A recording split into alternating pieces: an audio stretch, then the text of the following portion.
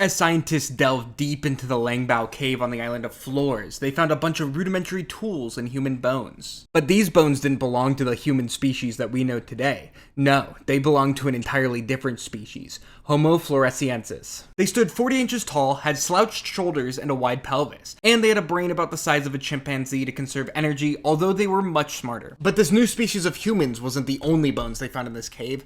They found tons of bones from the extinct elephant species called stegodons. Some of these bones had distinct butcher marks from a blade in them, suggesting that Homo Floresiensis was hunting them for food. This is contested, however, as there was a lot of bigger and much better predators that were hunting the stegodons on this island, like the Komodo dragon and the gigantic stork Leptoptilus robustus. They could have been scavenging for the bones of the stegodons that were left behind by the other giant predators of the island, or they could have just been surviving off the giant rodents that lived in the Liang Bua cave, like the papagomes. But where did this unique species of humans that is not found anywhere else in the world come from? Well, we don't know for sure, but we do know that Homo floresiensis is most likely a descendant of the same species that Homo erectus evolved from, as they share a common ancestor. However, Homo erectus is about the same height as humans, so why did Homo floresiensis evolve to be so little? It's because of where they live. Flores is a tropical island that is only about 12 miles wide at its widest. This naturally leads to a lack of food sources, which favors species to begin shrinking in size to conserve energy. This is the same reason that the stegodons they hunted were also significantly smaller than the elephants we know today. So when a small group of Floresiensis ancestors got separated and made their home on the island of Flores,